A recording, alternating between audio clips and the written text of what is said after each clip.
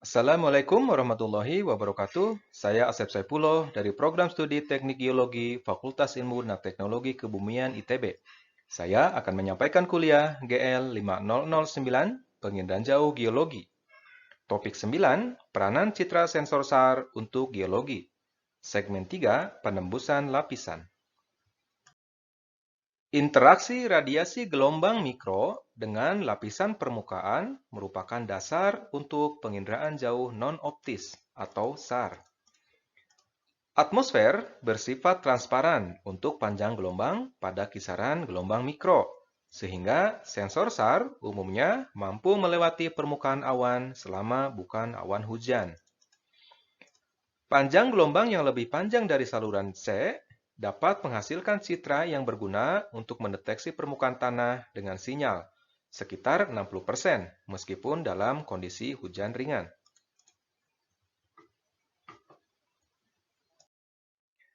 Karena panjang gelombang yang digunakan oleh sensor SAR relatif lebih panjang dari optis sensor, sehingga kemampuan penembusan lapisan permukaan sangat penting agar penggunaannya bisa lebih luas.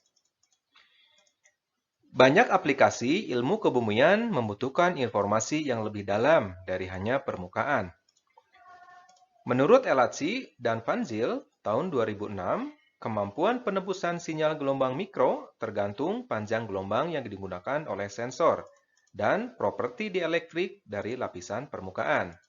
Sehingga, kedalaman permukaan maksimum sensor SAR akan berbanding lurus dengan panjang gelombang yang digunakan dan berbanding terbalik dengan dielektrika permukaan yang biasanya berkorelasi dengan tingkat kebasahan.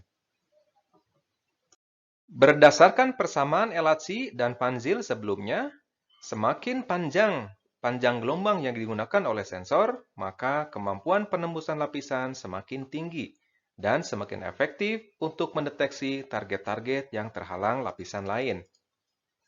Berikut ilustrasi yang menunjukkan efektivitas sensor SAR dengan variasi panjang gelombang yang digunakan dibandingkan dengan sensor optis.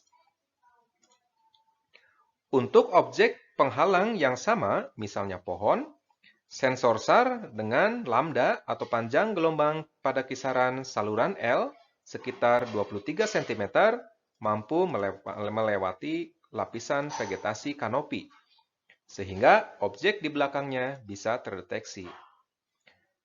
Sensor SAR dengan saluran L lebih efektif untuk pendeteksian permukaan dan dekat permukaan daripada sensor optis maupun sensor SAR pada saluran X ataupun C. Seiring kemajuan teknologi, tidak menutup kemungkinan sensor SAR di masa depan akan dilengkapi dengan saluran P ataupun VHF yang saat ini masih dalam tahap eksperimen. Berikut ditunjukkan efek tutupan vegetasi terhadap citra optis dari lenset 8 dan citra SAR dari alos pulsar polarimetrik.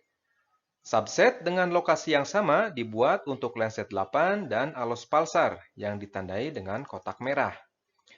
Subset untuk citra lenset 8 menunjukkan kondisi tutupan lahan yang didominasi oleh rona hijau.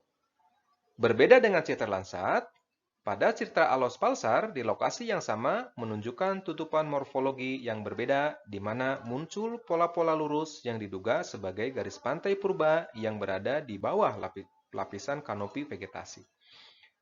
Hasil studi lain menunjukkan bahwa sungai yang tertutup awan, vegetasi, dan aluvial tidak tampak dalam citra optis seperti lenset 8, tetapi dalam citra SAR, sungai-sungai tersebut terdeteksi dan ditandai dengan garis kuning. Demikian penginderaan jauh geologi topik 9, segmen 3. Kita akan bertemu di video untuk segmen selanjutnya. Terima kasih.